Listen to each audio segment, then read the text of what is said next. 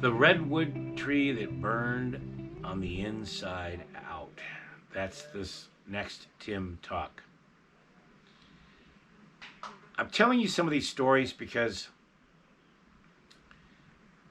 I think they show you ways you can get involved and make a difference, but they also show you that there's not always, it's not always a win. Sometimes you got to go through some grief, and you got to find ways to turn the grief, sometimes anger, sometimes confusion, into right action, becoming an earth caretaker and changing the world forever. There was a tree in the Santa Cruz Mountains that I loved dearly. It was an old growth redwood, hollow from the bottom through the top. You could literally go walk into this tree at the bottom. It was probably about 6 feet across, and you'd look up to the stars in the sky. It was hollow and still living. It'd been through many fires through its probably 1,000+ year life. And I used to go to this tree and sit in this hollow tree and look up and lay in there and meditate and spend time connecting. And it was a very special tree to me. And a lot of people didn't know about it. It was kind of in an obscure part of the woods where people just didn't go off a road. One day, I get a feeling there's something wrong. It's like the tree was calling to me. I was 10 miles away in town in Santa Cruz. And boom, I know what's wrong. I go to the tree. It's on fire. Call the fire department. Somebody had already called them. They were on their way. I called a friend who was a local logger who knew how to climb old growth trees. He came, and the fire department came, and they were the small volunteer fire department.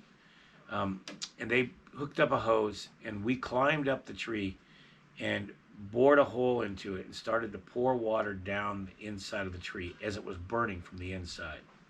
I come to find that somebody had started a campfire in the tree to keep out of the weather the night before, and it got out of control. They had ran away, but the tree was burning for probably for hours before anybody even saw it. It was in a thick redwood forest. We're pouring water down it. We're pouring water, and it is not helping the tree. Oh, it was so frustrating. The fire department, they had to think bigger than us. We just wanted to save the tree, and they were concerned it was going to fall across the road. So they cut the tree down. We watched it fall. And I'm telling you, to watch an old tree that's lived 1,000 or more years fall, that is a moment that you just don't even know what to do with it. But I stayed present with it and helped it with its final moments, and just simply after it died let that moment motivate me to become a better teacher, a better outdoor school operator, a better person, more involved with helping nature than ever. It became a great motivator.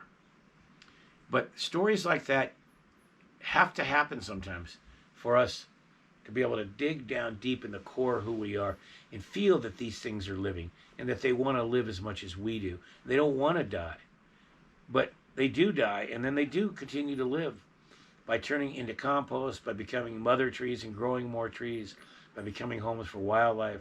Dead trees do that. But in the moment, it's just about you, the tree, and your relationship with it. And it's about feeling the feelings, and learning to feel those deep feelings takes you into the deeper recesses of your own being and the deeper recesses of nature as a living being. So we must take these circumstances when they happen. And it was said best by Aldo Leopold. I can't repeat what he said exactly, but he was one of the great naturalists of our time. I've talked about him before.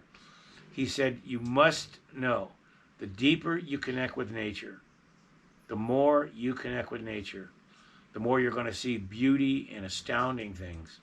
And at the same time, the more you're going to see painful things and horrible things and sad things.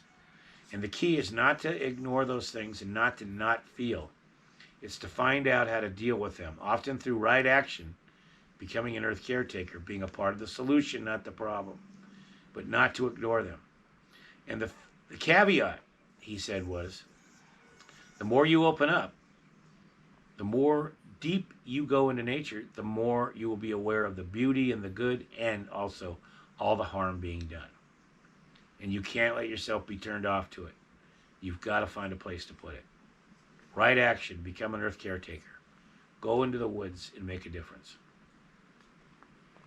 And profound moments like the death of that tree, my old friend, have to be the great motivator. So ho to that great tree, a dear friend. Thank you for shaping my life. And I wish you the best on your journey, and good luck to me. Oh.